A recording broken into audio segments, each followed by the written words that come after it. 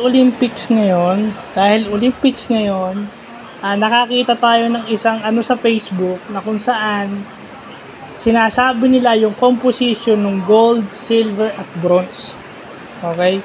Kung ilang grams yung gold, yung part na gold, ilang grams yung silver part, ilang grams yung copper part. So sa gold, yung gold niya is 6 grams, yung silver niya is 6 grams, yung gold niya is 505 grams, at yung iron niya 18 grams. So total ng gold medal ngayon sa Paris Olympics, yung total weight niya 529 grams. So medyo mabigat pala siya pag sinabit sa leeg mo. Mabigat din siya, matitrain ka talaga, medyo mabigat, pero worth it naman kasi yun ang habol ng mga athletes. And then yung silver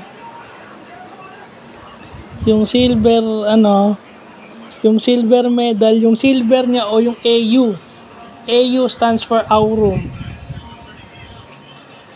AU is 507 grams at yung iron o yung Fe is 18 grams. So 525 grams yung silver.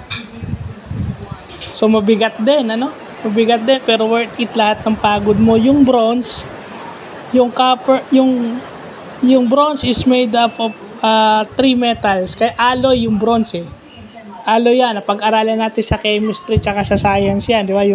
Yung copper is 415 grams, zinc 22 grams, at Fe is 18 grams. So add natin ha.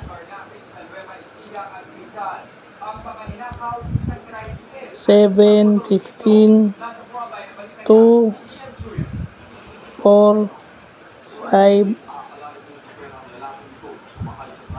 455 grams.